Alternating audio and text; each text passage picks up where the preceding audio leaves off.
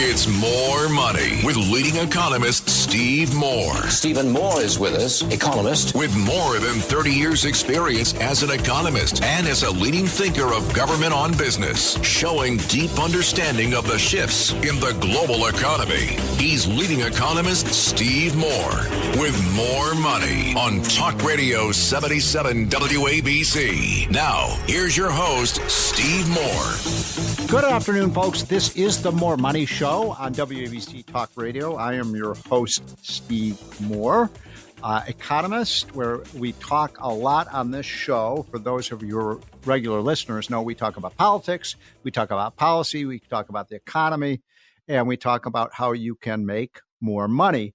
And so it is always a great privilege for me to be on with you. We're on for 2 hours now, folks. We're on from 1 o'clock to 3 p.m.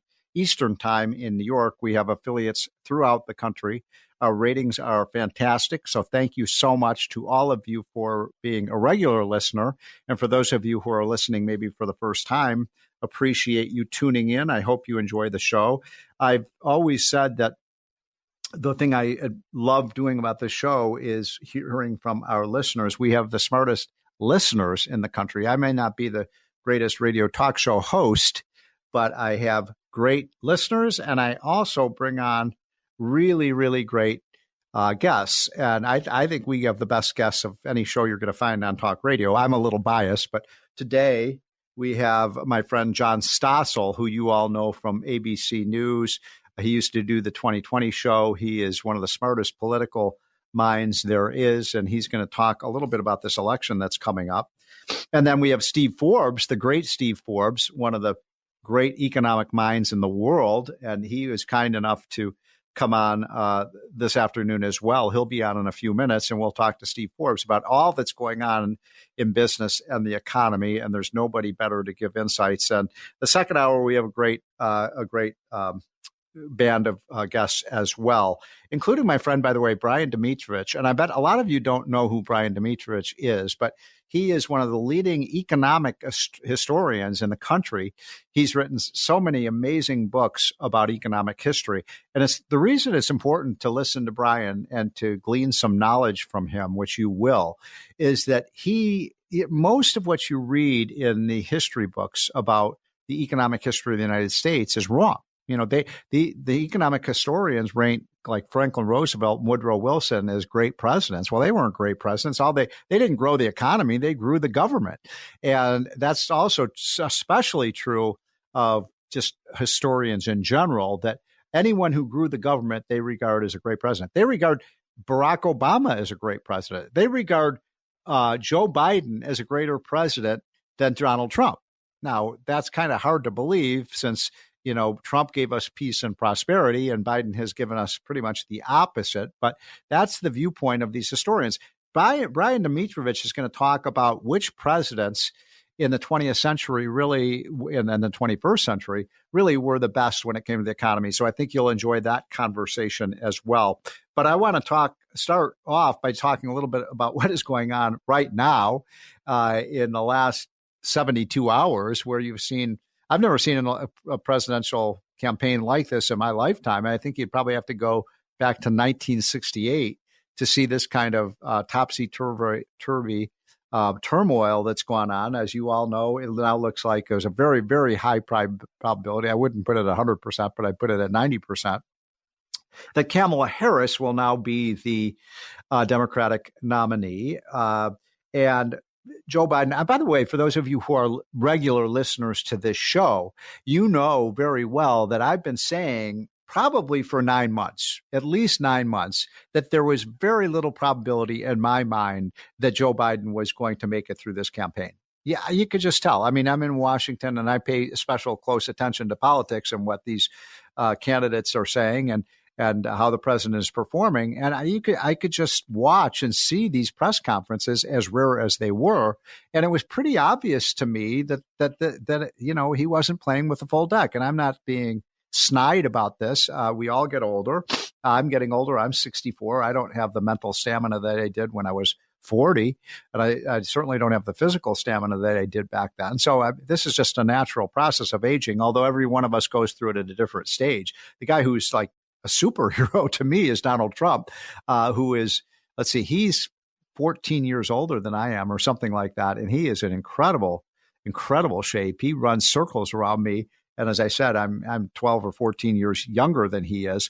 I can't keep up with the man. And I can guarantee you by that. I think the Democrats are going to try to make Trump's age an issue in this campaign, which is really comical because, we can't, ageism if you attack Joe Biden. But I'll bet you that the Democrats are going to start talking about Donald Trump's age. They didn't talk about that when Biden was the presumed nominee because that would have been embarrassing to them. But anyway, I hate to say this, but I was right, and I wish I had been wrong. I wish Joe Biden were still the nominee, but now we've allowed the Democrats to hit the reset button, so it's a whole new ballgame. Now, I happen to think that Kamala Harris is a very flawed candidate. I think if it couldn't be Biden, and I handpicked my second favorite person to run against, if it couldn't be Biden, I would have picked Kamala Harris. She has a lot of skeletons in that closet. And by skeletons, I'm not even talking about anything with respect to her personal life. I don't know anything about that. I know there are a lot of rumors about her personal life, but I'm not going to comment on that because I have no knowledge of that. But I've watched closely her career because she's always been described as some kind of up-and-comer for the Democrats. And folks, I mean, it is a pretty frightening record that she has. And the interesting thing is, I'm writing a book right now, and it's done, and it's gone to the publisher, and we think it'll be out by October 1st, hopefully maybe a few weeks before that. And the title of the book is The Trump Economic Miracle. And incidentally, the guy who came up with that title was Donald Trump himself. When we said we were going to call it Trumponomics 2.0, he said, no, call it Trump Economic Miracle. So we're going with his title. But the book is, half the book is about Trump versus Biden. This is what Trump did. This is what Biden did. Regular listeners of this show know that we've put out a chart book, which you can find, by the way. Get the chart book. It's free. Just go to unleashprosperity.com and you can pull this thing down, and it shows side by side charts about Trump versus Biden on everything from poverty rates to gas prices to mortgage rates to interest rates to real incomes for average workers, what's happened to minorities in terms of their economic well-being. And as I've said last week, 18 of the 20 statistics that we show in this chart book indicate that Biden has a worse record than Trump, or that is to say, Trump is superior to Biden on almost every one of these statistics, which is why it's laughable when I open up the Wall Street Journal or Financial Times or the Washington Post and I see these historians and economists say, oh, Biden's going to be better at the economy and on inflation than Trump. I'm like, huh? How do you come to that conclusion when they both have 4-year records? And, it's one of the guys is on Mars and the other is on Venus. But it turns out that what Kamala Harris has done, I think very foolishly, if I were running Kamala Harris's campaign, I'm obviously not, but if I were and I wanted to get her elected, the first thing I would have said to her is distance yourself from Biden's policies. Biden's policies have been a disaster. The border is a disaster. The crime is a disaster. The cities are a disaster. The college campuses are a disaster. Prices at the grocery store are a disaster. Every possible facet of what presidents can affect has been either average at best or disaster in many cases, as in with the border and inflation. But what Kamala has done, to my great surprise, is she's wrapped herself around the Biden agenda. She has endorsed it. She's endorsed everything that Biden has done.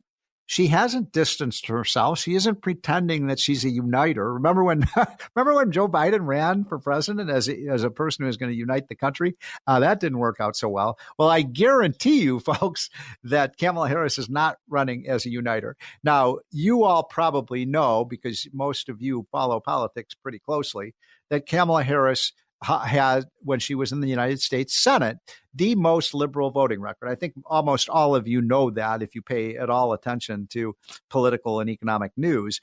And Kamala is way out there, way, way, way out there in left field. She's practically on the foul line. That's how far left she is.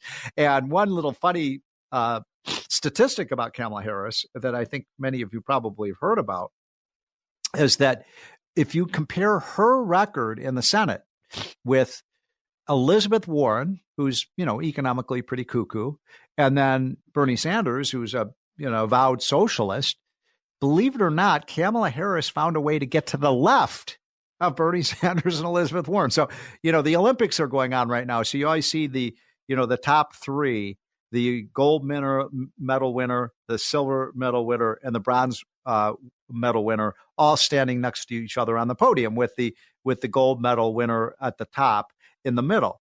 Well, think about it like this. If we had an Olympic medal for the most liberal voting record in the Senate, the bronze medal would go to Elizabeth Warren. The silver medal would go to Bernie Sanders, and winning the gold medal, let's break out with the national anthem, would be Kamala Harris, because she favors everything from the radical Green New Deal to net zero to she wants to get rid of private health insurance. She wants a guaranteed national income, which means we just pass out free money to people, whether they work or not. Gee, I wonder if that's going to affect people's work effort if you just give them cash instead of working. I mean, I could go on and on and on with their crazy policies, but they are way, way to the left of where normal Americans are. So I predict what you're going to see here is I predict you're going to see a kind of love fest. And it's already started, right? This love fest. Oh, my God, Kamala Harris is the greatest thing. And she's just wonderful. And Joe Biden gave her this glowing endorsement, and now Obama and the party seems to have incredibly united behind her because she's essentially the only game in town. But over the course of the next 2 months, we're going to learn a lot about Kamala Harris, and I think the shine will be off. I think people will see the real Kamala Harris. They will see how completely progressive, I guess that's the word. That's the word they like to use, progressive. But I think it's kind of loony leftism. And I'm not sure that I pray at night that the president, that the American voters and the American people are not in favor of these kinds of very, very anti-pro-growth policies. She is actually, I mean, I thought I would never say this, folks, but I think she has embraced policies that are even more liberal than Joe Biden's. And let's not forget, by the way, that she was the one who provided the tying vote in the Senate, that broke the tie-breaking vote for the policy of the so-called, remember the Inflation Reduction Act? I've always called it the Inflation Acceleration Act. She's the one who voted for that. This woman never saw a spending program she didn't like. I'm still waiting for her to come up with one program that she has voted against. By the way, she also never in her, I forget whether she was in, I don't remember how many years she was in the Senate. I'm going to have to look that up. I think it was 4 or 6 years. I don't remember exactly. But she, in her entire Senate career, she never co-sponsored a bill with a Republican. And this is a woman who's a uniter. She couldn't find one bill that she thought that the Republicans were right on. Wow, this is pretty amazing stuff. All right, so we have a great show. We're going to take a quick break. We will be right back with the great Steve Forbes, who is really one of, he's my mentor. I just adore the guy. I think he's one of the smartest people I've ever met. And I think you'll enjoy hearing his views on politics, the economy, and finance. We'll be right back, folks. This is the More Money Show on WABC Talk Radio. This is More Money with economist Steve Moore. Now, Steve Moore. Welcome back, folks. This is the More Money Show on WABC Talk Radio, the number one talk radio station on these United States. I want to remind you, by the way, please sign up for the Unleash Prosperity hotline that comes out every morning, and it is free. I'm not selling you anything. There's no Biden inflation here. It's absolutely free, advertisement free, but it's just a really great way in the morning to get a briefing on what's happening with politics, the economy, finance, and a little bit of humor too. We're a little snarky in our newsletter, but we like to laugh and we like to learn. And so get the hotline. It's unleashprosperity.com and sign up for free. And it'll take about 4 or 5 days to get you in the system. If you like it, we'll keep sending it to you every morning. If you don't, just unsubscribe. We don't want to clog up your email folders. So it is my great pleasure to introduce to you one of the co-founders of Unleash Prosperity, and that is Steve Forbes, who is an icon. He is one of my mentors, and I am privileged to call him a friend. There's nobody who understands our financial system and our economy greater than Steve Forbes does. And you all know, by the way, that Steve Forbes is a two-time Republican presidential candidate, should have won both of those times. I think the country would have been better off, but made a good run of it. Steve Forbes, don't you wish that you could just be like Kamala Harris and they just tap you on the shoulder and you're the nominee? Yeah, that's a dream come true, and kind of thing you fantasize about, but know that in the real world that can't happen. That's the kind of thing you get on the unless you're running on the Democratic side. Right. Yeah. So that's democracy in action from the Democrats. We anoint you. Voters don't matter. Yeah. You occupy the high chair, or they think they're going to occupy the high chair. Yeah, until they don't like her anymore, then they'll throw her over to the side and they'll find somebody else. It's funny, Steve, because I was telling the audience earlier that I've been predicting for 9 or 10 months, and everybody just thought I was crazy. I just didn't think that there was any way that Joe Biden could make it through this race, and I didn't think it would happen so soon. But now you've got Kamala, and I do think she will be a tougher candidate than Biden, although I think if I had to handpick who I'd want to run against if it weren't Biden, I think it would be Kamala. But you've been studying her record. I saw you on Fox News the other day doing an excellent expose on her record. I mean, she is no free market friend. Oh, that's the understatement of the year. Right. Nor is Kim Jong-un of North Korea. That would be a contest, right? Nor was Joseph Stalin. So yeah. No, she's a full leftist. She was a modern socialist who believes you do things not through democracy but through regulation. Right. And she wants to control everything, both about the economy and your own personal lives. She comes from California, where, as you know, every crazy idea seems to germinate there. Yeah, right. And so, you go down that list and you see things like the Green New Deal. You see, I think you're probably familiar with this, Steve. I think you were talking about this on Fox the other day. She wants a single payer healthcare system. She wants to just, if we could just get the private sector out of healthcare. You're right. She wants to ban private healthcare. And, we thought the Berlin Wall fell in 1989, right. But mentally it hasn't. And the idea that governments can run things is belied every day. And but nonetheless, she wants to have the government control the economy. She believes in the green scam deal where they mandate EVs. And what's so crazy about this, Steve, is that they know most of these proposals could never clear Congress. That most of these proposals, when presented to voters around the country, could never gain a majority. Right. So that's why once upon a time they tried it through dictation in the courts. Mm-hmm. And now it's through regulation. And what they see as the nice thing about regulation is if Kamala wins, you don't need Congress. Right. You just do That's it true. Regulatory agencies. So just do a run around. Congress is an irrelevancy. Well, I would just put a little asterisk on what you just said, which is even the courts. There was an interesting Wall Street Journal editorial a couple of days ago saying that she's in favor of a court packing scheme, which I think FDR tried that, didn't he, back in the 1930s? And that didn't go over so well. And back then, when they taught civics in the schools about balance of power right. in the government, checks and balances, people learn that. So even though Roosevelt did it back in 1937, and even though he had won a landslide victory, the greatest in American history, and controlled by 80% both houses of Congress, when he proposed his court packing scheme, people said no. People rose up and it went down to resounding defeat. Today, too many people have no idea the basis of our governmental system, why we want to prevent tyranny by dividing power instead of centralizing it. So these things get traction. I mean, it was just a couple of senators, including Joe Manchin, 3.5 years ago that prevented a court packing scheme. I know. Yep.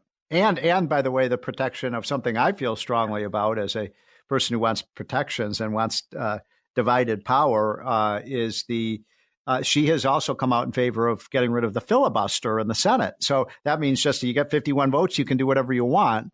And I don't care if the Republicans are in charge of the Senate or the Democrats are in charge of the Senate. I want 60 votes. I want the super majority because I think it's an extra protection against tyranny. Well, and that's why the founders had two houses instead of one. Right. They wanted one house to reflect popular opinion, but they also wanted one house, the Senate, to be able to to be more temperate, to debate these issues more seriously, and perhaps stop things from the heat of the moment. The founders feared mobs. They feared rampant opinion. They wanted things to be considered. Right. So when people talk about efficiency in government, no, you want these things to be deliberated, not rammed through. Right. Well, that's why they call it the Senate is supposed to be the most deliberative body in the world. It wouldn't be if you could just get, we got 51 votes. You're so right. And this is something that I think a lot of people don't really understand because they haven't been taught history in the way that you and I were back in the day. But we are not really a democracy. We're a representative form of government. And the whole core of our Constitution, actually, if you go back and read the Constitution and read the Federalist Papers, it was all about protecting the rights of the minority and minorities. And I don't think the left believes in that anymore. They don't believe it if it's not convenient. Right. That's the thing about them. Right. When they're in the minority, they believe it. At the moment, whether it's ramming it through the courts, whether it's ramming it through agencies.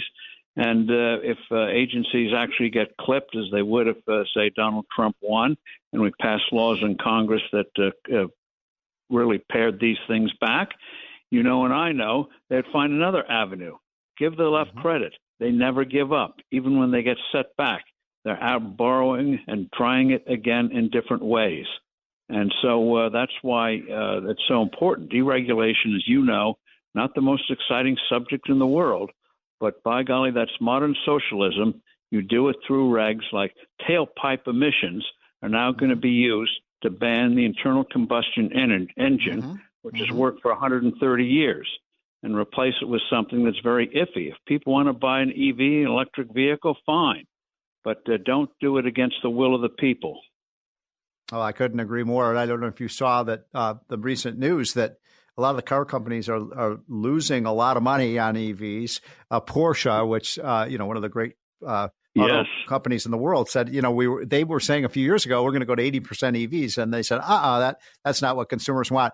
One of the things that is so great about the free enterprise system is that the consumer really is sovereign. The consumer can buy whatever they want in a free market system. And I think Joe Biden and the Democrats sort of forgot about that when they said, we're going to force everybody to buy an EV. And the consumers were, and by the way, the auto companies bought into this. They started producing, Steve, for the government, not for the consumer. And what is it? Ford's losing $50,000 for every EV they're making. Yes, and the only thing that saves them is the government turning a blind eye to them selling SUVs, which the left also ultimately wants to ban. And one of the crazy things they do, and I hope the Republicans hit hard on this, is that every modern convenience they want to undermine. Yes. Whether it's air conditioners, dishwashers, washing machines, you name it, lawn mowers, leaf blowers, anything that makes life better, they're against. So they don't actually ban them. They just put in regulations that make them don't work anymore. Yeah, de facto bans. And, I always have joked, Steve, that if they were right about, climate change and global warming, and look, the planet has warmed a little bit over the last 30 or 40 years. I think that's just a natural occurrence. But, if the planet is warming from the ice age. Yeah, exactly. Exactly. And if they're worried about emissions, we have the answers. It's called natural gas and nuclear power. But guess what? True. The left is against both. Yeah, they sure are. And, I was just going to make the point that if the planet is warming, I would think we would want more air conditioning, not less air conditioning. But by the way, I had a discussion with our mutual friend, Harold Hamm of Continental Energy, who's sort of the godfather of the whole fracking revolution.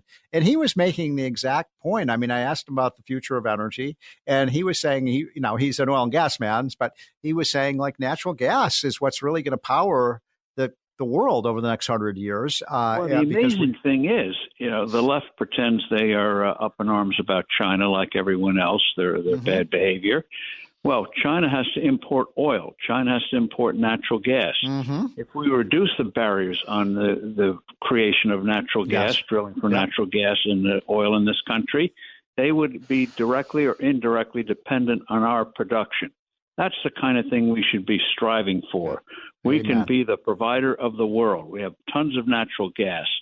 And by the way, we need more energy than ever before. The cloud today uses twice as much electricity as the entire nation of Japan. Ponder that. The third largest, fourth largest economy in the world, high tech wants more, is doing double that. And that's, by the way, one of the things that's beginning to happen, especially if Kamala does not get in, is high tech is beginning to warm up to nuclear power. They realize data centers, we need energy, and windmills aren't going to do it. But I don't know if you saw this new idea that one of our members actually came up with and has created this video where I don't know what you think about this idea, Steve, but you take all these old rusted, windmills and they're toxic, actually. Yes. You use them for border control. You build the wall with them. So, and look, the left should like that idea because they believe in recycling. So we recycle these big turbines and put them, and we could build that 40-mile long barrier at the border. So, Steve, by the way, one quick factoid is two wind farms, two typical wind farms, have more unrecyclable plastic than all the plastic straws in the world. Are you serious? Yes. I had not heard that one. So that's a good statistic to have, So, but Kamala, by the way, is very into getting rid of plastic straws. That's one of her big initiatives. Yes, anything that makes life better, she's against. So we only have a couple minutes left.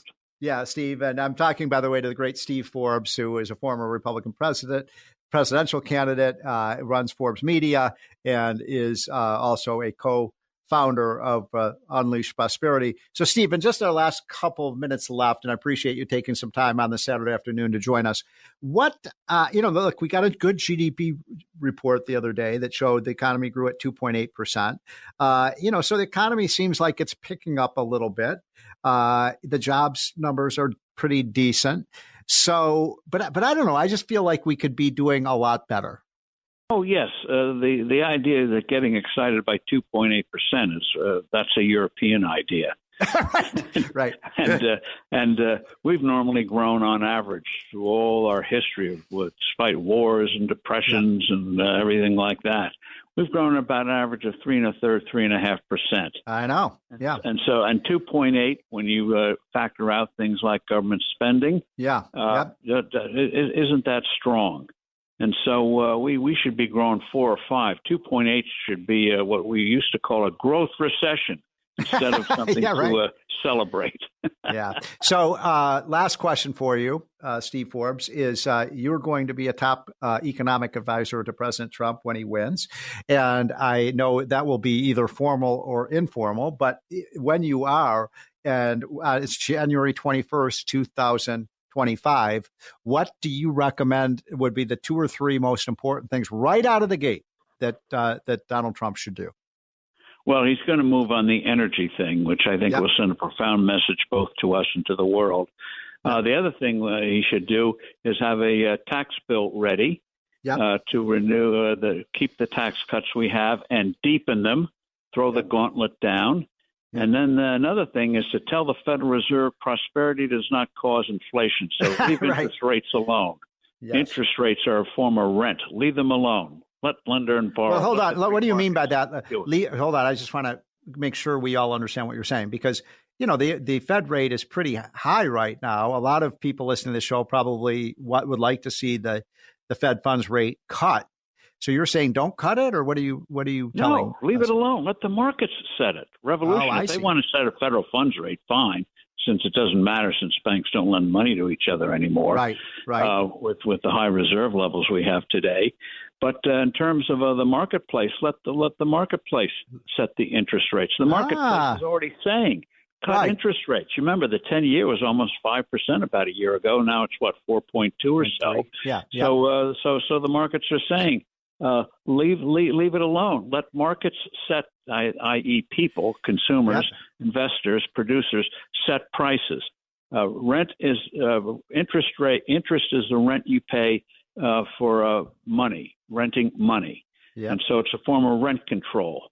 And the idea they can use rent control to control an economy of 330 million people here and 8 billion around the world is so preposterous that you'd have thought the idea went down with the fall of the Soviet Union. But you just made a really interesting point on the way out, if you could, in just like our last 90 seconds. Joe Biden has endorsed rent control, which is, I thought, an idea that went away in the 1970s. But can you very quickly, Steve, in the last 60 seconds, explain to my listeners why rent control never works?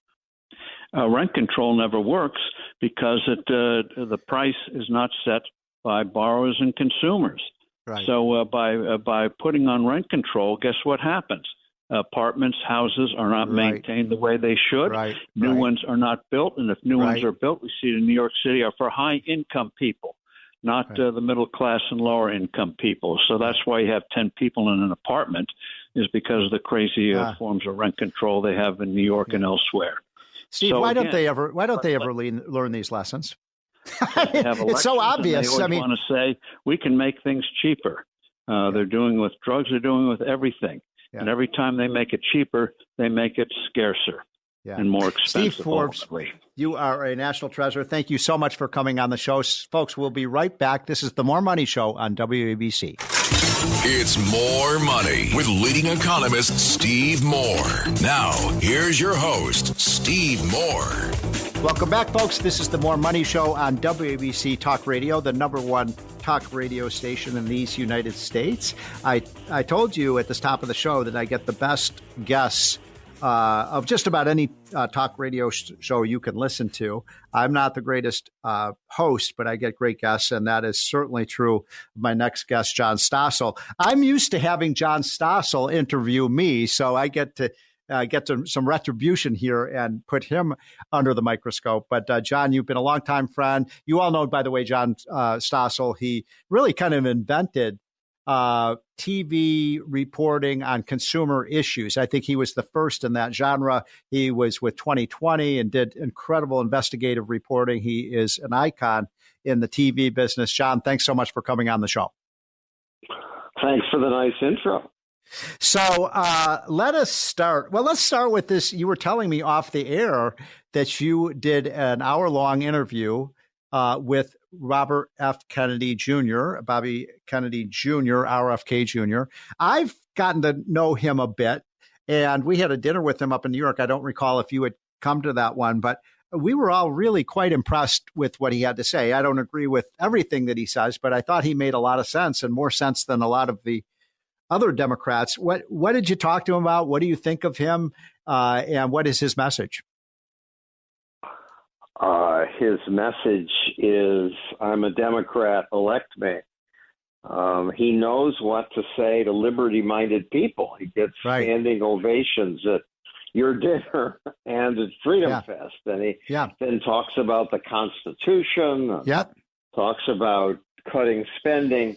But when I press him on cutting spending, it veers into this big government fantasy that lots of politicians have that a dollar invested in childcare will create 20 private sector jobs. I'm going to spend money to reduce the deficit. And it's just incoherent. Right. And of course, he's always accused of making stuff up about vaccines. We found he didn't, that he quotes studies accurately. Right. But he focuses on small, often uncorroborated studies and ignores much bigger studies, which show things like, for example, that autism and vaccines are not related. Mm-hmm. So I'm glad he at least talks about the deficit and some pro-liberty issues, but he's a disappointment. So, I found myself in agreement with about half of what he said at our dinner and about half of the things he talked about, I disagreed with. But I think it's healthy that we at least have a Democrat who is kind of challenging some of these orthodoxies of the modern day Democratic Party. It very much is. Not only that, a Democrat who will talk to opponents who he knows will ask him critical questions. At a Live Aid concert, he got up and said, corporate toadies like John Stossel should be tried for treason, because I had said, I think we could deal with climate change. Mm-hmm. And he's willing to engage that and apologize for that one. Yeah. No, it's. I found him to be, someone who you could have a good conversation, a good debate with, and I asked him at that dinner that we had with him. I said, "Well, what do you think about cutting tax rates?" And he said, "Well, I learned from my uncle. Of course, that would be John F. Kennedy, and I learned from my brother." That cutting tax, I mean, my father, that would have been RFK, that cutting taxes can be a very positive stimulus to the economy. I don't think there are virtually any Democrats left that believe that today. It's very sad. So sad. So what, did you like him? Didn't really get to know him enough to decide. I was also about to MC his alternate debate and was trying to figure out the logistics for that. Right. So, but that interview happened at the Freedom Fest out in Vegas. Where I did the interview? No. Yeah. He asked me to host his alternate debate. Oh, I see. Okay. Yeah, now I got it. Okay. And so I said, well, I'll do it if before it, you can say it's practice. You sit for an hour with me. And I see. He agreed to that. So how do people get to see the video? Just go to johnstossel.com or YouTube Stossel. Okay. And this one will be posted Tuesday. Okay. So fantastic. Well, I can't wait to watch that. I find him to be a kind of a fascinating guy. He's got that Kennedy charm. And, I think that the fact that he has this speech impediment is a problem, for a politician, but he's a smart guy. I think he's thoughtful guy. He knows his stuff. And so I'm amazed at how the Democrats so ferociously attacked him. It's just a machine, I guess. We do talk about Robert Reich saying he's a Nazi sympathizer because he uses certain numbers in a tweet. Wacko stuff. And yet Robert Reich gets lots of hits on YouTube releasing these odd videos. Yeah, well, he was against the vaccine. I was against the vaccine mandate. But he certainly, I think did a service and really helping create a backlash against vaccine mandates, whether regardless of what you think about vaccines. And I'm fine with vaccines, but I think everyone should be. I think you and I met at the Cato Institute, so we're both pretty libertarian. If people want to use a vaccine, they should. And if people don't want to, I don't think the government should ever force someone to take a vaccine. What do you say? I agree. Yeah. And so it's only been done once in America. In Philadelphia, there was a religious group, and I forget, an outbreak of something, and they told them, you have to get vaccinated, and they went along with it. Right. And so that is, I think, an infringement on people's liberties. Well, the other thing that you have been working on that I understand is becoming a kind of expert on these betting markets for predicting political outcomes, including election outcomes. Tell people about your interest or involvement in that. I got involved when I did a 2020 piece, I think, on the wisdom of the masses as reflected in prediction markets. Mm-hmm. And when people put their own money where their mouths are, they just care more. You research more. Yes. And that's why when it comes to predicting who's going to win an election, the pundits are useful and the polls are useful. But the betting takes all of it into account, and it's the most useful. It's not perfect. It didn't get Trump right when he won, but it's better than everything else. And as I look at it today at electionbettingodds.com, I see Kelly has a 37% chance of being picked as her VP. Shapiro is at 26%. And to go to the main one, Trump is at 58.1%, down a little in the last 4 hours, and Harris is up but still at 39%. Yeah. And so you're saying that people should pay closer attention to these betting, and those betting odds change in real time, right? People are betting all of the time, and so you can click to what site do you go to? Electionbettingodds.com. Electionbettingodds.com, and you can find out up to the minute in real time, what the odds are. They change every hour, don't they? Every 5 minutes. Every 5 minutes. So I agree with you, and I'm a big fan of prediction markets, John. I think we should use prediction markets for a lot of policies. For example, and tell me if you think I'm right or wrong here. By the way, I'm talking to the great John Stossel. You all know him from the longtime host of 2020. He is one of was really the first American TV reporter to do consumerism and really talk about things that affected consumers. And what I was going to say is that, for example, let me give you an example. So everybody has an argument about climate change, what's going to happen to the temperature of the planet, and all of these kinds of things. And, some scientists say this is going to happen, and other scientists say that's going to happen. Some say the temperature of the planet's going to rise by 5 degrees. Some say, it's not going to rise at all, et cetera. And it seems to me that rather than relying on these scientists, I mean, they certainly should have a voice, but we should be why can't we have a betting market on what the temperature of the planet will be 20 years from now? And it's hard to imagine how that's useful, but it would be. It would be the culling of all the best opinion about the scientific predictions. Right. And people would be able to use that to plan their futures, and it would be free to the public. Yeah. Now we have insurance markets that help an insurance market is basically a prediction market, wouldn't you say? Or yes. Okay. And those work. Yeah. They make a bet that you're going to die or not die, and they only stay in business if they're right most of the time. Most of the time.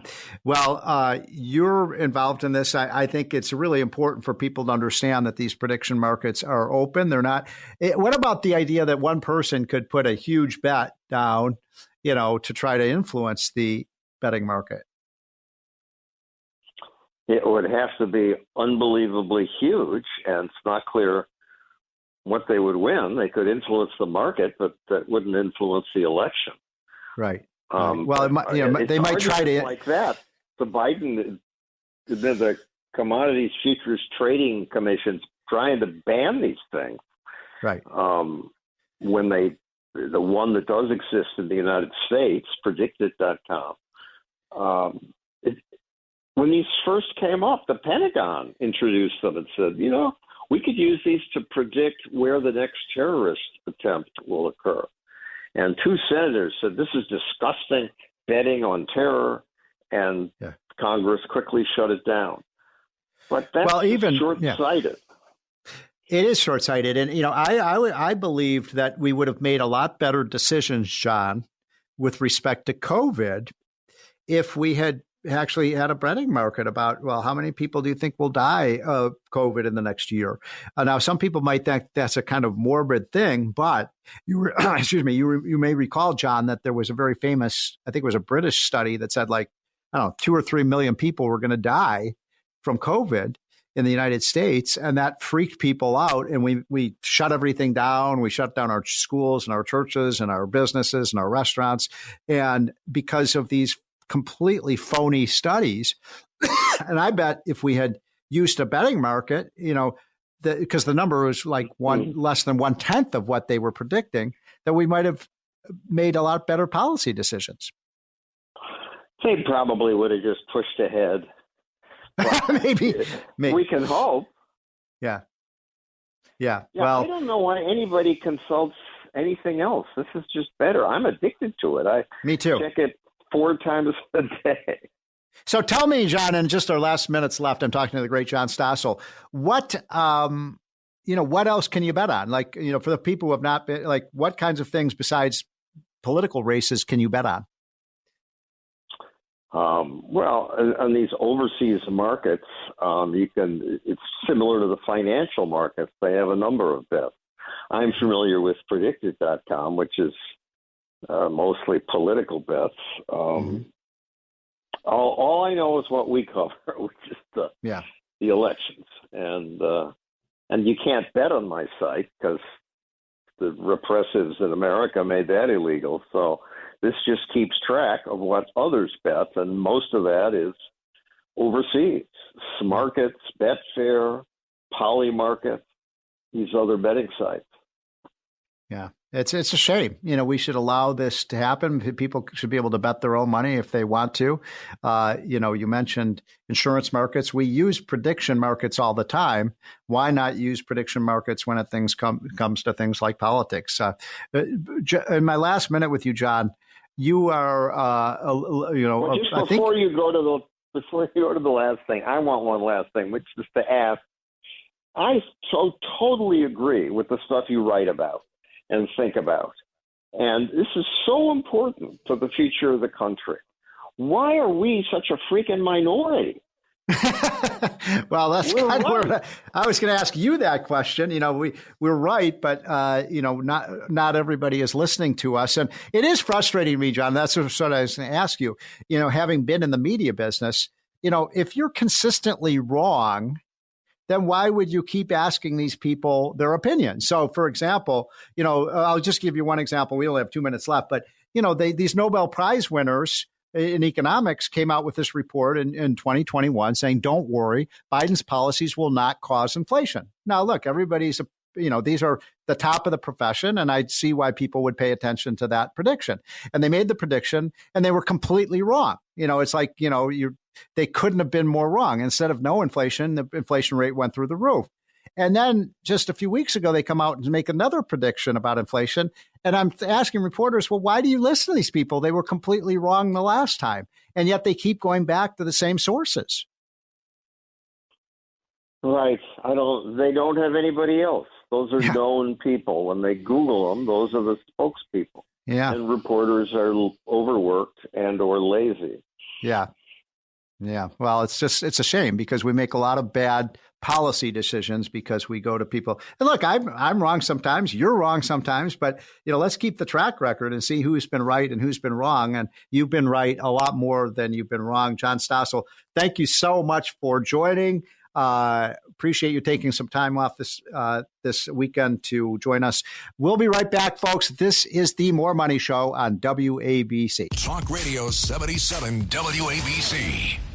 Hey, it's Ryan Payne and Bob Payne from Payne Capital Management. Of course, that's Payne, coming to you this week, as every week on the More Money Show, talking about the markets, the economy, your retirement, and man, oh man, Bob, if there was ever a melt up in the stock market, it was on Thursday and Friday. And as you like to say, bull markets are more fun than bear markets. I like a melt up in the stock market. It feels good. Well, every time there's an analyst on TV, right, they say, well, we're hoping that we're going to have a 5 or 10% correction, and then I'm going to get invested. Well, I think if you're waiting, you've missed the boat. This bull markets don't let you in. No, they don't. I think that's one thing we've warned about is as seductive as it is to sit in cash or a money market fund at 5%, waiting for some sort of correction. As you said, bull markets don't let you in, and this is a perfect example. Markets, when they go up violently, just like they can go down violently, which means you just have to be in ahead of time. And, just another reason why we know the Fed's going to cut probably most likely come September, that money market 5% is going away. And, you got to make a decision with your money because that's what's happening now, or a lot of investors are getting out of cash. Well, one of the advantages of having gray hair and a lot of scar tissue on my stomach lining, which you can't see, is that I've been through a lot of cycles over 50 years. And, every time you have an inverted yield curve, it's very difficult to take money out of something that's not volatile, 5%, it's guaranteed, it's not going anywhere, and move it out to something that's yielding lower. But, that was a lesson I learned when money markets were 19%, right? And you could invest in a 14% treasury for 30 years. So you can't just sit there and hope that the government doesn't cut rates. It's going to happen. Well, the other interesting aspect of the stock market is we've had a great rotation, right? We saw money come out of those big mega cap tech stocks, AI stocks that everybody wants to own. NVIDIA is down something like close to 10% from its high. Meanwhile, small cap stocks, real estate stocks, financials, anything that's interest rate sensitive has started to go up big. which just a reminder is market conditions change. They're going to change on a dime. And if your money's not already diversified, you're missing the boat. And I think a lot of investors felt that this past week because they were over concentrated in one area of the stock market. And that can be a big problem, especially when you're planning for retirement. Well, I always tell you investing's hard, but it's actually pretty easy if you think like your mother. Your mom loves to buy bargains. She waits for things to go on sale. And what's been happening is we've had one of the narrowest markets in decades. And, while fundamentals have been improving in value stocks, small cap stocks, emerging markets, you can buy these stocks, you can invest in these stocks at half the valuation of the headline stocks, the Magnificent Seven. So things are still on sale and they're a bargain. Get out there and shop. Yeah, well, I think it's about shopping for income because you need income for retirement. And that's the other problem with these hot tech stocks. They pay no income. And that's great maybe when you're 30, you're putting money in your 401k and you can really don't care about income. But when you're getting close to retirement, you're in that financial red zone, whether you're 10 years out from retirement, you're retired now, you've got to come up with a consistent income plan. And the only way to really do that is to really properly spread out and diversify your money. And we know, Bob, we look at probably more portfolios week to week than any firm out there. Most of you have not diversified. You have too much money in one concentrated area, or you're sitting with way too much money in a money market fund. These are not the places you want to be building a long-term plan. And that's a problem most of you have. Well, the one advantage, Rye, of getting older is that you're older. So, I want everything to grow while I'm growing. But, when I stop growing, as I get older, I want my portfolio to be more in value. I want it more in preservation of capital. I want to keep what I worked hard to get. And, I want those dividends. I want things that are cheap valuations. I need that income to come in because I don't have a paycheck to depend on, right? Once you're in retirement, you want your portfolio to generate that income.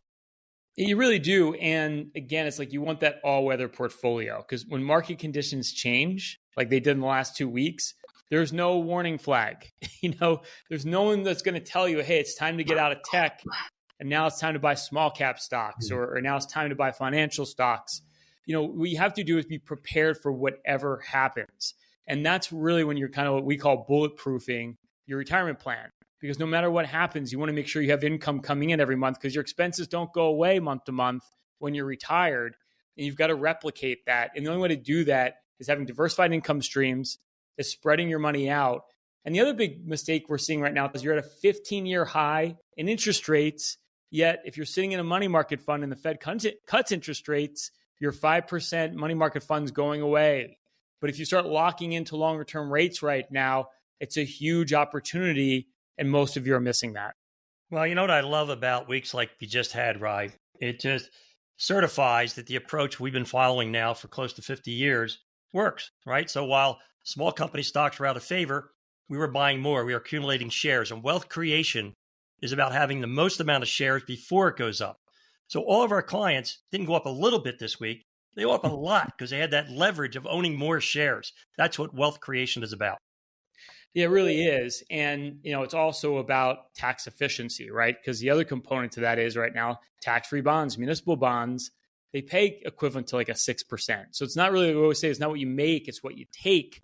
So it's also about like on an after-tax basis, what's going in your pocket. And that's the big problem with, we talk about annuities where you get income for life. Well, that income doesn't adjust with inflation, which is a problem because your costs are going to go up.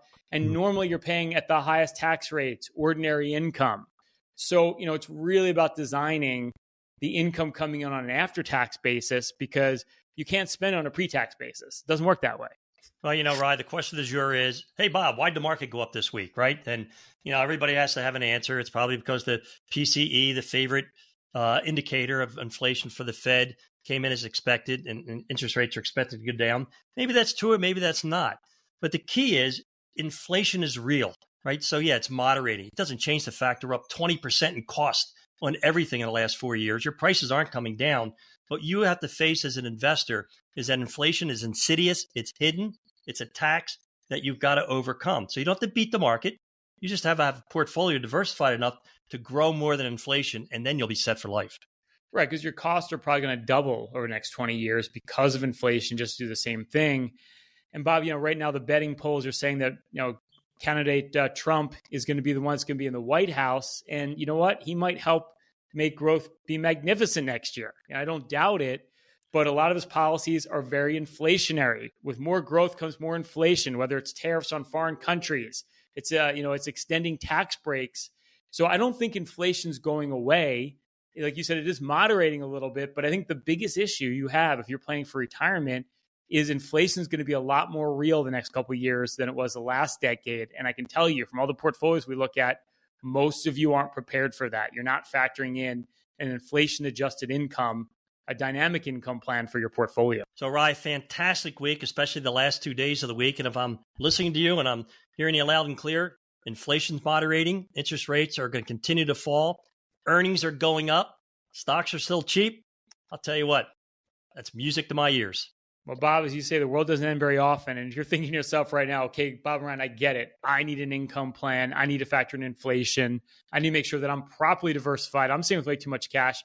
Here's a shot to do it. We literally keep 10 slots open for the whole show. If you saved over $1 million for your retirement, Bob and I will run for you our total financial master plan, and we'll do that with no obligation or cost. A full holistic review.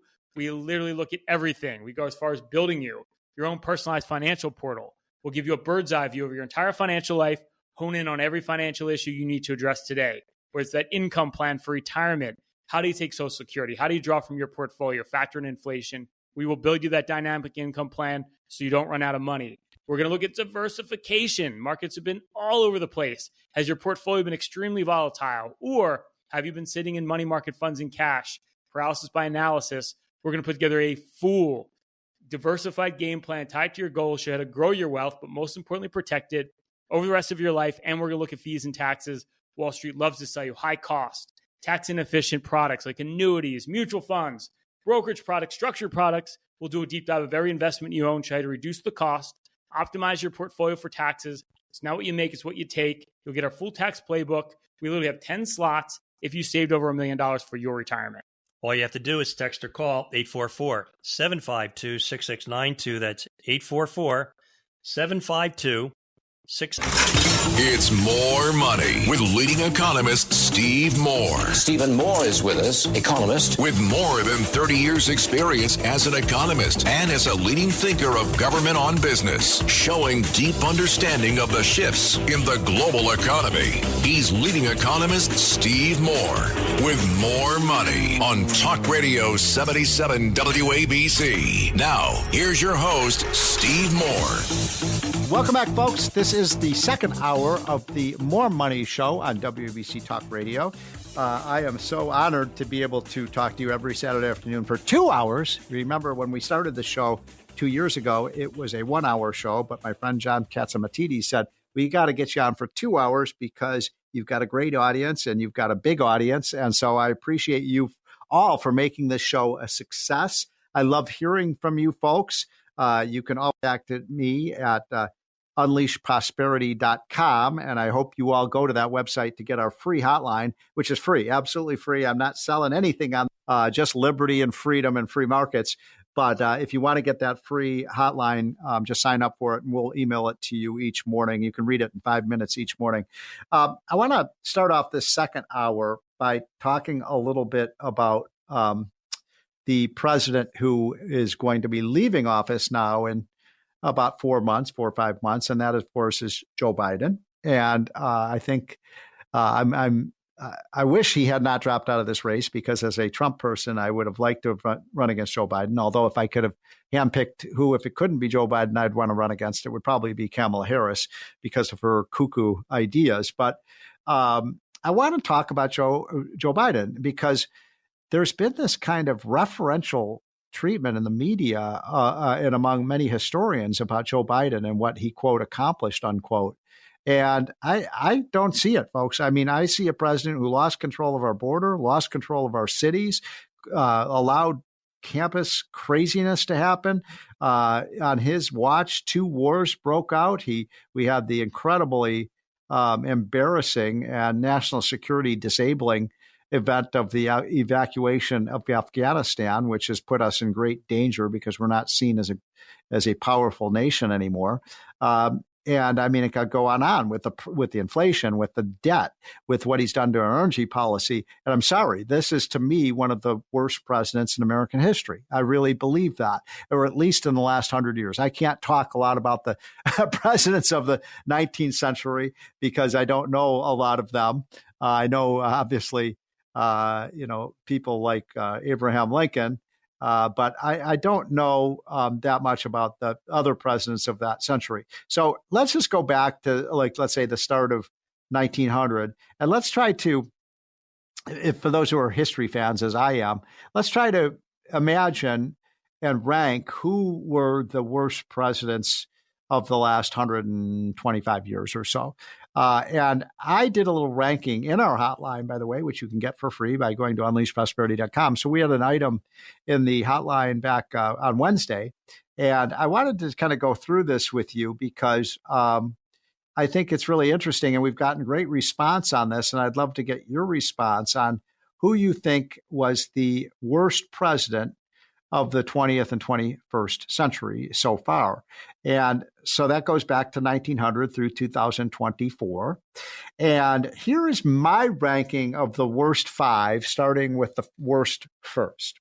And I like to do, I am a bit of an economic historian, and we're going to be hearing from an economic historian on this show in a little while, Brian Domitrovich, who's one of the best in the business. But here's my ranking, folks. Okay, are you ready? We do not have a drum beat, but I wish we did. So I'm going to say that the worst president in American history was Woodrow Wilson. Woodrow Wilson was a big government guy. He massively expanded the power of government. He's the president who gave us the one of the worst new features of America ever, which was the income tax. Remember, before Woodrow Wilson was the president, we never had an income tax. It was Woodrow Wilson who imposed the income tax on America. By the way, it started at 7%, then it was 10%, 20%, 40%, 50%, and then they raised it all up to 90%. Even today, we're at about a 40% tax rate when it was started at 7%, and it just grew and grew, as many people at that time said would happen. So he got us into World War I, which I think was a total disaster. There was no reason for America to be fighting in World War I. And he produced all of these new progressive regulatory agencies. So for that reason, I am going to rank Woodrow Wilson the worst president of the last 125 years. Number 2 on the list, I'm going to have, and this is controversial because I got a lot of pushback on this, but I said the second worst president was Herbert Hoover. Now, Herbert Hoover was a Republican. He was supposed to be a master manager, but when he came in, we had a financial crisis in his first year in office, which, of course, was the stock market crash of 1929. And that was in part ignited by something called the Smoot-Hawley tariff. Tariffs are bad policies. I know a lot of you are Trump people, and I'm a Trump guy. I'm not in favor of tariffs, especially really high tariffs. But at that time, Herbert wanted to raise tariffs 30 to 40%. Trump's talking about 10%. These were 3 or 4 times higher. And when that Smoot-Hawley bill passed, it created an international global trading system, the trade war. The global trading system shut down. And lo and behold, we had a Great Depression that lasted for 12 years. Number 3 on my list for the worst president of the last 125 years is Joe Biden. I think what Biden has done to our country is unforgivable. What he's done to our energy policy, what he's done to our border policy, what he has done to our debt, what he has done to our crime rate, what he has done in terms of destroying our currency. I think it's unforgivable, and I think it is going to take decades to undo the damage that this president did. So all this fawning treatment of Joe Biden, I don't get it. I think he was absolutely a miserable president and still is. 4th, I'm going to go with Barack Obama. Obama came in right after the financial crisis of 2012. Of 2008. He did all the wrong things when he came in. He caused a massive spending spree.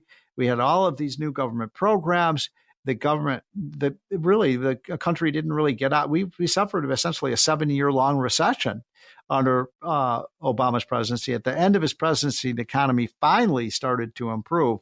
But boy, it was some tough sledding. And Barack Obama, I mean, I honor the fact that he was our first black president, but when it came to economic policy, he was a disaster. Ran up the debt like no other president since Joe Biden came in. And then fifth, and finally, I'm going to say that the fifth worst president was Jimmy Carter, because Jimmy Carter was a good man, but everything he did was wrong. He caused the massive inflation. He had the tax rates went up and up and up. You saw the mortgage interest rate went to 18%. He didn't know how to deal with America's national security, and so you had Soviet tanks in Nicaragua, and you had Soviet troops in Afghanistan, and it looked like America was in a national retreat, as we were until Reagan came in. So that's my list, folks, of the 5 worst presidents of the last 125 years. Again, worst to first. Woodrow Wilson was the worst. Herbert Hoover was the second worst. Joe Biden, the third worst. Obama, the fourth. And Jimmy Carter, the fifth. I had some people ask me about Franklin Roosevelt, FDR, and why I didn't put him on that list. He was a bad president in many ways, no question about it. He was really the founder of the modern massive welfare state. And government as some kind of stimulant, which the government doesn't stimulate. It just takes money out of the private sector.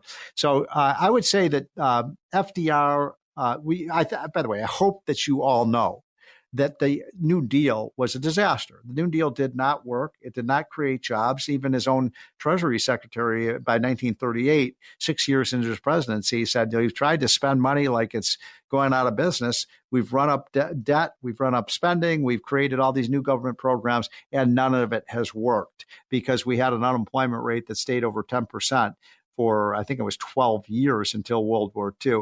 So I think FDR would probably be my 6th worst president, but I wonder what you all think about that, because I want to make sure that when Joe Biden leaves the White House, that we don't treat him like some conquering king. He was not. He did a total disservice to our country in almost every single policy that he put in place. So that's my list. I would love to hear from others on what you all think. I mean, look, if Kamala comes in, if she gets elected and she does the things that she's promising she's going to do, she could be a worse president than Woodrow Wilson. You never know. But these terrible presidents all did the same thing. They massively increased the size of government and the power of government to the detriment of our economy and our basic liberties that make America great. Folks, we will be right back. Got a great hour coming up. 2 of the great historians are going to weigh in on these issues and what is happening with our current economy. We're going to start with Brian Domitrovich in just a minute. This is the More Money Show on WABC. This is More Money with economist Steve Moore. Now, Steve Moore. Welcome back, folks. This is the More Money Show on WABC Talk Radio. Thanks so much for joining on this beautiful Saturday afternoon all along the East Coast. These are the dog days of summer, a nice time to relax, but also to listen to the radio and hear some of the best guests that you can find. And you can find them on the More Money Show. We're on every Saturday afternoon from 1 to 3 p.m. And I know we have affiliates, people listening online all over the country. My next guest is Brian Domitrovich. And Brian has been a longtime friend. He is a scholar of the truest kind. He is one of I would say, the top economic historians in the country. He's written a lot about what happens when you change tax policy, when you change economic policy.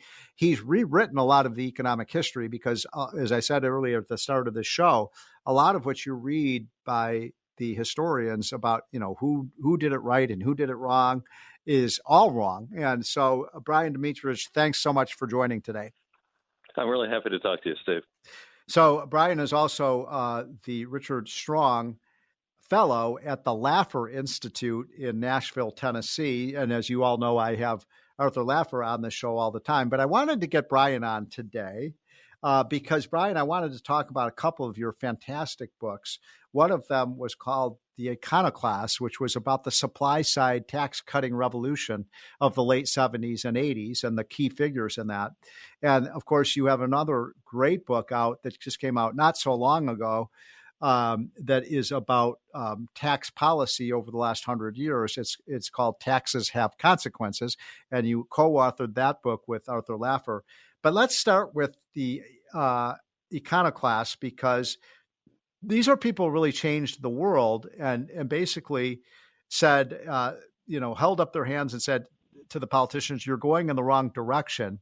You got to stop spending so much money and cutting taxes and reducing regulation and letting the free enterprise system work. Tell me and my audience, Brian, who were some of the superstars of that movement? Sure. Yeah, back in the 70s, after Nixon went off the gold standard and the highly progressive income tax structure with rates up to 70% got exposed by the inflation because the tax code was unindexed for inflation at that time.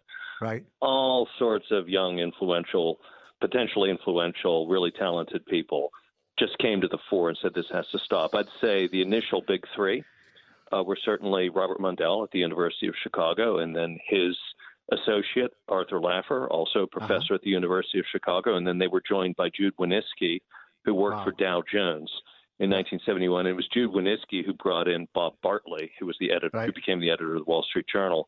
And then on the legislative side, they had Jack Kemp beginning around 1976. And I'd say those people. And then, of course, they were able to persuade Ronald Reagan in the late 70s that this was the right program, and history changed in an enormous way. So, Brian, at the time, tax cutting was not in vogue, right? And people didn't really understand the negative consequences of taxes. Arthur Laffer taught us that, when you have very high tax rates, you diminish the incentive to work and invest and to save and start businesses. And he was pretty much proven correct. And then, of course, you mentioned Jude Wanniski. He's the one who kind of popularized almost every day on the Wall Street Journal editorial pages what Arthur Laffer was saying. Yeah, it was kind of a funny time back, at least before the stagflation of the 70s. I mean, the marginal rate of the income tax in the United States was 70%, 7-0, after John F. Kennedy cut it from 91% in 1964.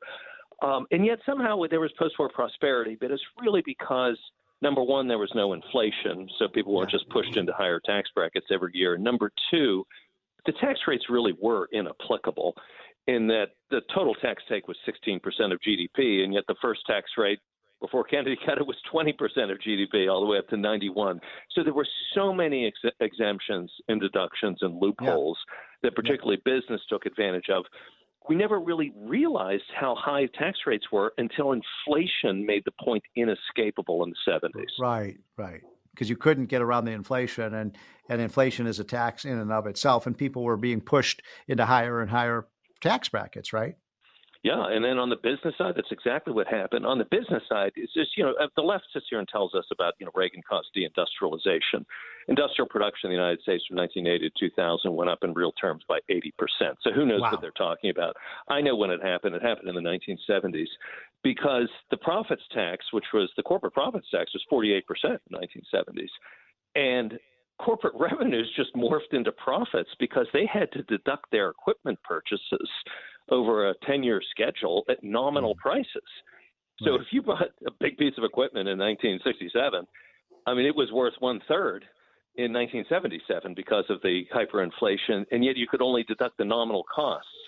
And so your receipts were literally morphing themselves into profits on the tax code, and you just simply cannot operate as an industrial business in that fashion. So one thing I love about your book, your more recent book, which people should read, it's a great book of the history of basically taxation in the United States, is the book Taxes Have Consequences. And, there were, as I read the book, there were 3 great periods. Well, I'm going to say 4 great periods of tax rate reduction. One was in the 1920s under Calvin Coolidge. And then you had the same thing, as you mentioned, John F. Kennedy in the 60s, who cut the top rate from 90 to 70%. And then Reagan came in and did the same thing with the help of people like Jack Kemp. And then, of course, you had Donald Trump, who came in. And he, when Laffer and I would meet with Trump back then, he was very aware of what Reagan had done. He said, I want my own Reagan-style tax cut. And so we cut those business tax rates, which at that time were the highest in the world. But as I understand your book, virtually every time we cut these tax rates, the economy improved and the revenues went up. It's true. Those are four great examples. And if you look at any extended, sharp period of growth in American history since the arrival of the income tax in 1913, you will find that exact correspondence. That's when growth shoots up to 4, 5, 6% per year for an extended term. I'm going to mention even a fifth tax cut, which ended up, I think, after we wrote the book, my favorite tax cut, which was that of 1948. I mean, this is when the tax code barreling into peacetime in 1945 had top rates at 94%. Congress put through a big tax cut 3 times. Truman vetoed it. And the states said to the federal government, we are going to switch our legal traditions from common law to community property unless you let the husband and wife divide the one income into 2 so that you will effectively cut tax rates by a third. And Truman's veto was overridden on the third chance in 1948. I didn't know that. And you look at government spending fell by 75%. I know it did, yeah. And from 45 to 46. And then into that, you have this massive tax cut. Look at the real growth numbers in 46, 47, 48. They're incredible, 6% per year. So virtually all the growth. And by the way, at that time, all the economists were saying we were going to have a Great Depression because of the government spending falling so much. But by cutting taxes, we actually inspired growth. And so the government spending went away and then the private sector took over, right? I used to see what Paul Samuelson wrote about it at the time. I mean, he was a young economist. He said, we'll need 100 TVAs in order to avoid a Great Depression. Henry Wallace, who was running for president as this left-winger, said, we have to create 60 million new jobs through government programs. They were all wrong. Yeah, they sure were. And it's amazing that these people are still revered oftentimes. I mean, Paul Samuelson then went on to write the textbook that, millions and millions of us used on Economics 100. And this was the guy who, in many, he was a great economist in many ways, but a lot of his policy advice was so wrong, and it really infected the minds of young people. Now, what about Trump? Trump cut the rate on the corporate rate. He also allowed immediate expensing, and that's had a pretty positive effect on the revenues and the growth. Yeah, I mean, President Trump did exactly what one of the classical supply-siders did. Robert L. Bartley, the classic editor of the Wall Street Journal in the supply-side years, he boiled it down to a simple formula. He said, look, okay, here's the essence of supply-side tax policy. You find the highest marginal tax rates and you cut them. Yes. And that is exactly what Donald Trump did. Differentially across the world, the highest rate in the United States was its corporate rate. He found that rate and he cut it. And the expensing was part of that as well. So it was kind of a perfect expression of supply-side policy. It sure is. And you're right. That's exactly what he did. I was in the room with Art Laffer when he looked at these charts and looked at the high rates. And I'll tell you, you and my audience, this quick story that I showed Donald Trump this chart that had the U.S. business corporate tax rate, and then all these other countries, as you know, Brian, had been very aggressively cutting their business rates, even the Europeans, dramatically reducing their tax rates. So it got to the point where the divide between what our tax rate was and the rest of the world was very substantial. And they kept doing this because they were trying to steal our jobs by providing an incentive for companies to move out. And when Trump saw this, he just said, well, this is like a Head Start program for every country we're competing with. And I just laughed and I said, boy, that's a good way to put it. Yeah, and the great thing about it is it makes everyone better. Somebody else wants to become more competitive by getting more lean and mean. Well, then you start training some more. I'm going to get more lean and mean. And it was a perfect response, and now everyone's better because of it. Yeah. But now, Brian, I'm talking to Brian Dimitrich, who is the author of many books, but 2 of really outstanding books that I love are The Iconoclast, which is the story of the supply-side tax-cutting revolution of the 70s and 80s, and then more recently, a great book that's co-authored with Arthur Laffer called Taxes Have Consequences. And now I'm going to play the devil's advocate. May I? Please do. Okay. The 1950s. Everybody said the 1950s was the golden age for the American economy, and we had 80% tax rates. So tax rates don't matter. Yeah, sure. Well, I mean, the numbers say a little different. The growth rate in the 1960s, from 61 to 69, 8-year run of uninterrupted growth was 5%, 5.0. And in the Eisenhower presidency, 8 years before that, 53 to 61, it was 2.5. So Kennedy said, in the campaign in 1960, I want to double the rate of growth because it was an issue.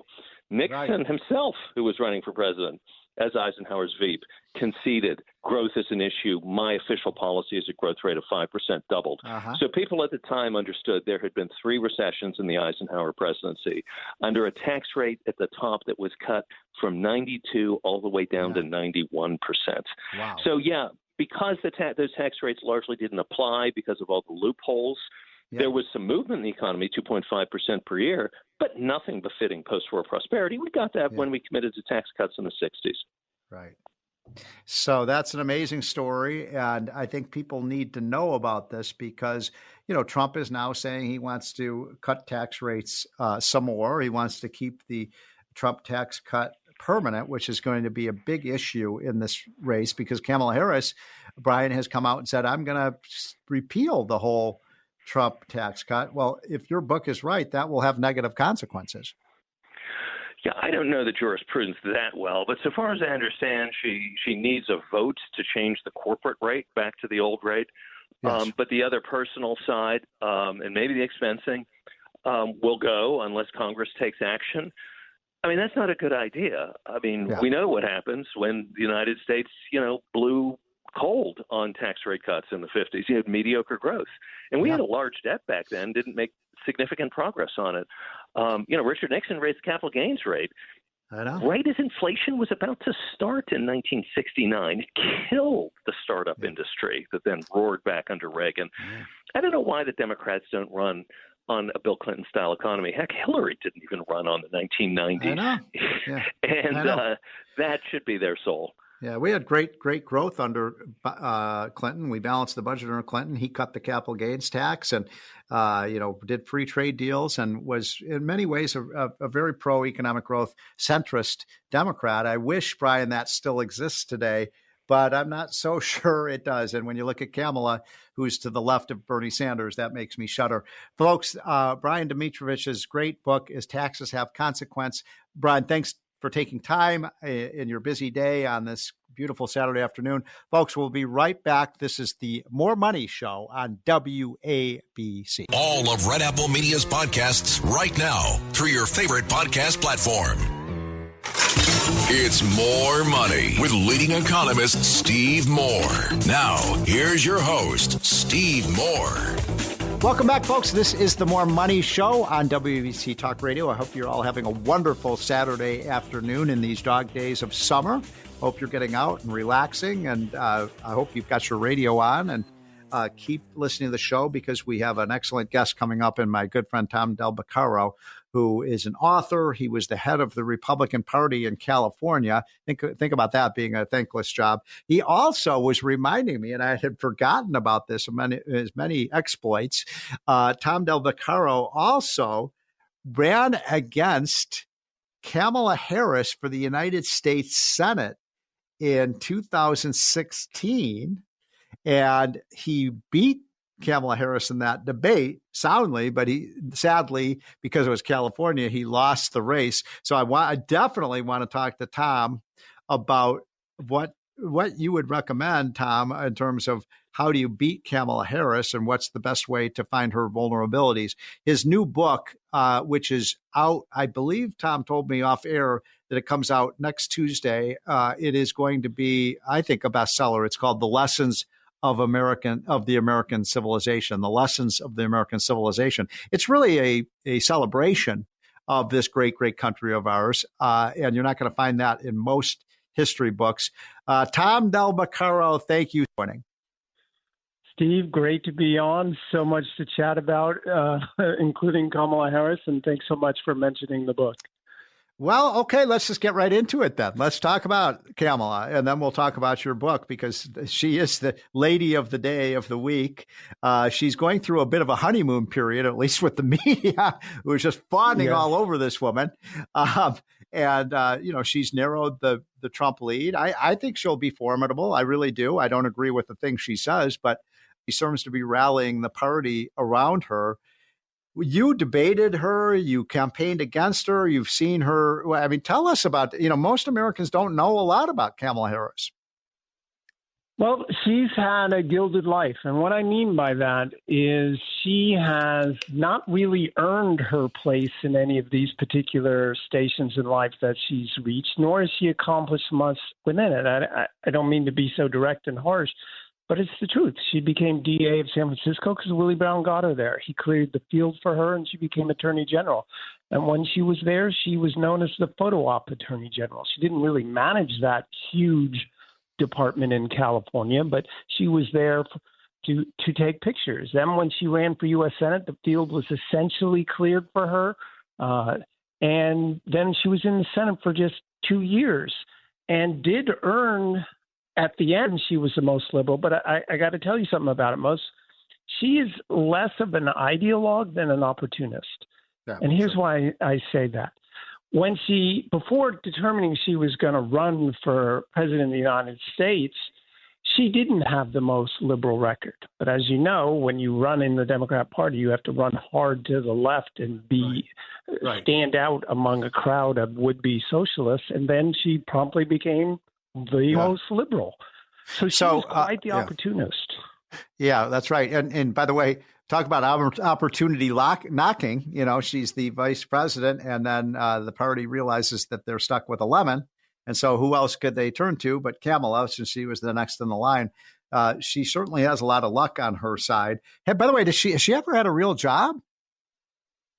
Well, she did, Trump points out, failed the bar, and then she did work as an attorney, and then she went into the district attorney's office. So is that a real job? I meant, has she ever actually run a business or anything like that? It sounds like the answer is no. Nothing significant. Yeah. So that's unfortunately a big problem in Washington, is none of these people, with the exception of Donald Trump when he was president, almost none of these people have any business experience, and they're telling us how to run a $7 trillion operation in Washington. So when you debated her, what was that like? Well, I was kind of surprised at how little she did know. She doesn't think well on her feet. She's good with her opening line. Right. But that's she memorized, right? Following up. Yeah. Yeah. So she practices an opening line. You saw that in her debate when Tulsi Gabbard hit her hard. She has an opening line, but she doesn't have a depth of knowledge. So flat out, she was asked a question, I recall, about is there anything, or what's your judgment of Obama's policy in Syria, which was an issue back in April of 2016. And she could give no real response. And the Chronicle said, well, that's all very nice, but will you answer the question? And she couldn't do it. So what's happening in the campaign with her, Steve, is she's going to read off this script, as you've been seeing, and she's avoiding press conferences because she doesn't have depth of knowledge and is slow on her feet. Yeah. And so you hit her pretty hard in that debate. I called her out on her record. Yes.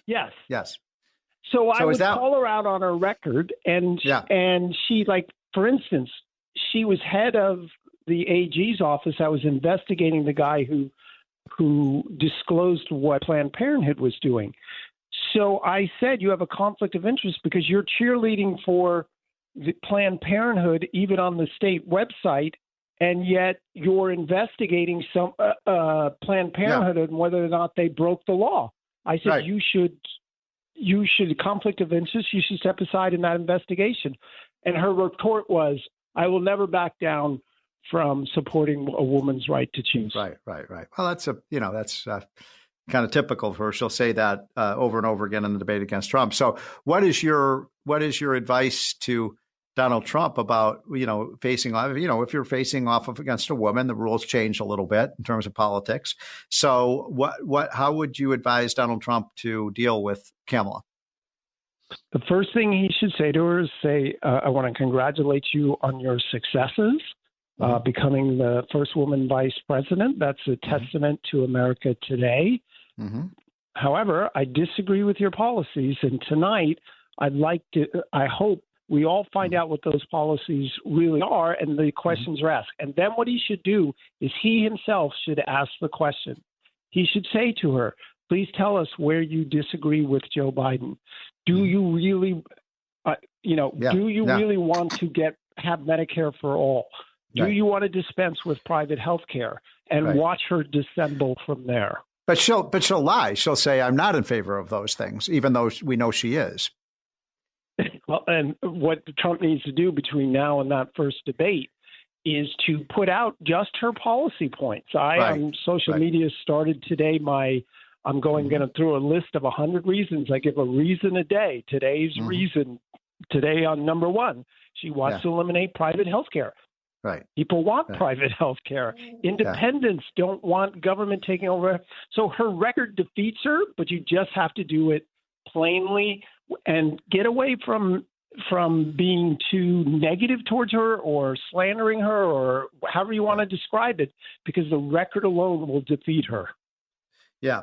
And I mean, what worries me, Tom, I mean, I think that's a wise strategy, but if I were preparing Kamala, I'd say, she knows that question is coming and she'll just say, well, I now believe that if you, under my plan, if you like your health insurance, the BS Obama line, if you like your health care, you can keep it, that kind of thing.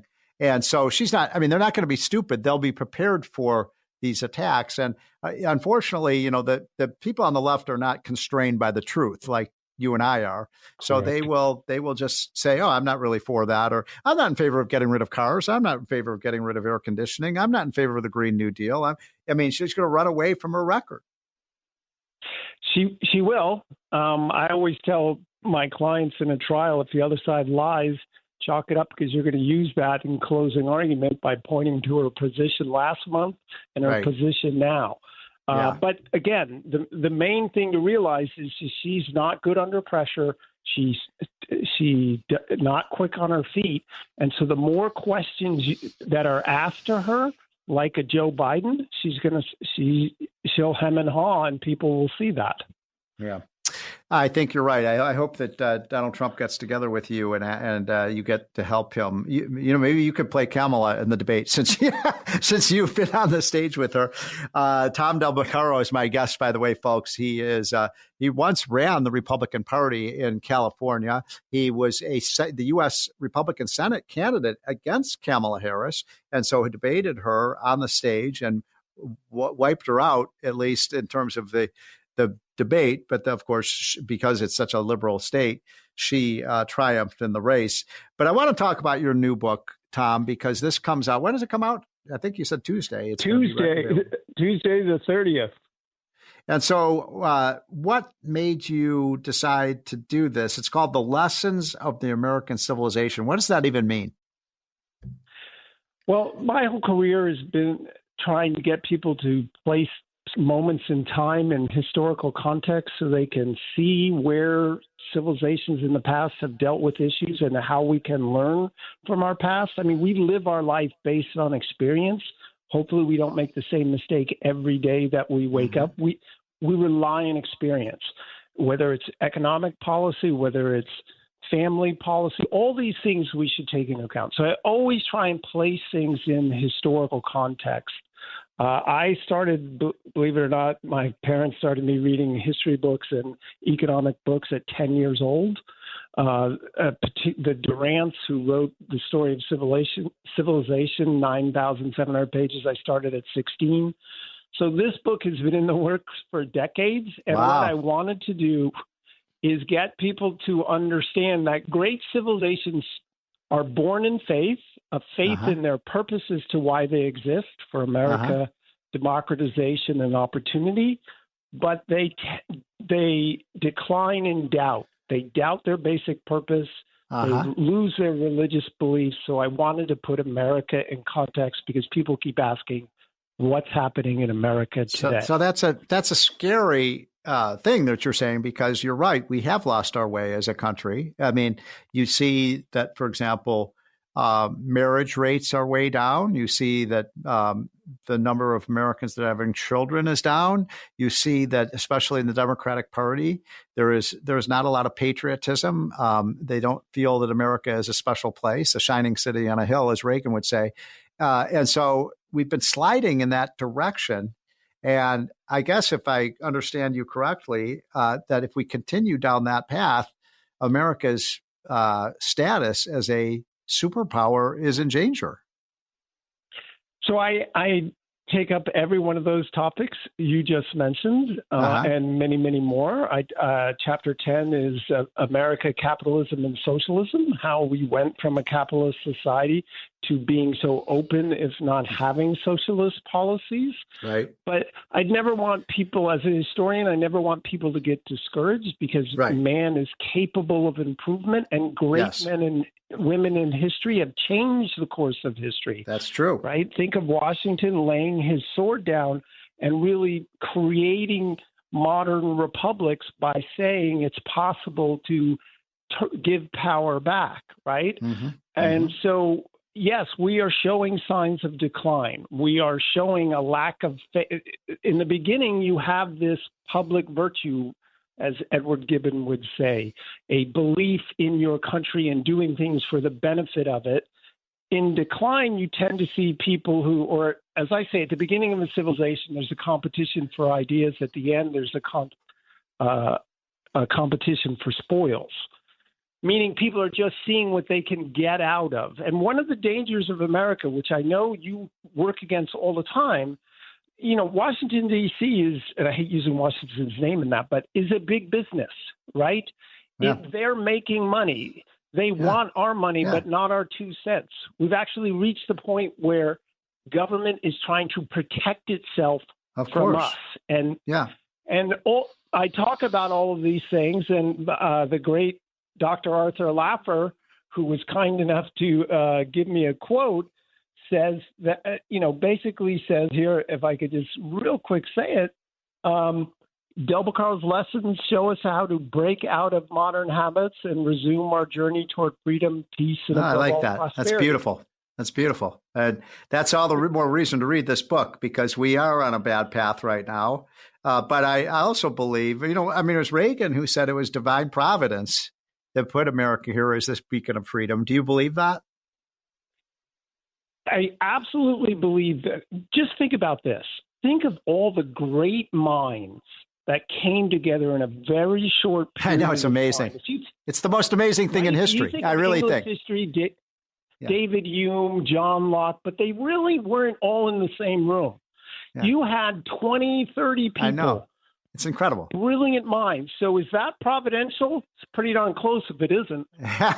It's funny you should mention that, because when you think about it, folks, 20 of the greatest people who ever walked on the planet, got together in one room, and, from Madison to Jefferson to Patrick Henry to, all of those, Hamilton. Franklin. And it's mind-boggling that these great people could come together and write this document called the United States Constitution, and that it has become a playbook for how you survive as a nation and prosper. And I always say you probably couldn't find 20 people on the planet today that could match their wit and wisdom. Yeah, absolutely. One of the things I do, the second to last chapter, is the top 10 lessons of the American civilization. And I answer the question, is the United States exceptional or not? And when you do comparative history, the point is, compare America to others. The great Thomas Sowell, who's, amazing, says, always ask compared to what? And if you look at the achievements of America decade by decade, century by century, and then compare them to the rest of the world, you come to the easy conclusion that America was exceptional, is exceptional, and can be exceptional going forward. I love it. Tom Del Bacaro is my guest. His book is The Lessons of the American Civilization. He debated Kamala Harris and defeated her in that debate in 2016. So Trump has to get together with you, Tom, so you can tell him how he can win his debate with her. Tom Del Bacaro, thanks so much for joining, folks. This is the More Money Show on WABC Talk Radio, and we'll be right back. This is More Money with economist Steve Moore. Now, Steve Moore. Welcome back, folks. This has been the More Money Show on WABC Talk Radio. We're coming to the end of our second hour and appreciate everyone tuning in. I hope you do every Saturday. Just a few last words before I turn it over to my good friends Bob and Ryan Payne, who are two of the best of the business and finances because we want to help you make money. But my kind of economic lesson of the day is this, that Joe Biden last week came out with a policy saying that he wants to have a rent control. He wants to basically say landlords can only raise their rent by 5%. And if they do that, that he will cap their tax breaks and so on and take away their benefits because he thinks rents are too high. Now, rents are too high. There's no question about it. In cities like New York and Chicago and Dallas and San Francisco, rents are too high. Now, here's the problem. If you put rent control in, we've tried this for 75 years. New York's tried it for probably even more decades than that. What happens when you, when you impose rent control is if landlords can only get a certain amount for their apartments, guess what? They stop buying and stop building apartments. And so you get a reduction in the supply of the apartments, right? This is just basic economics. And so what you do is you put people out of homes. You can't find a rental apartment at any price when you put price controls. So you have an increase in homelessness and you have an increase in shoddy upkeep of these rental units, because if you can't charge the proper rent, then you're going to not provide the services that go with having a house. So rent control, even my friends on the left agree, rent control is a terrible, terrible policy. Everybody knows it. Every economist knows it. And yet Joe Biden and Kamala Harris are in favor of rent control now. They think it's because of greedy landlords that rents are going up. No, the reason rents are going up is because Biden inflation. The same reason bread prices are going up, egg prices are going up. The same reason airline tickets are going up, because Joe Biden created the highest inflation tax rate we've had since Jimmy Carter was in office. Folks, I will now turn it over to Ryan and Bob Payne. I hope you have a wonderful weekend. And this is WABC Talk Radio.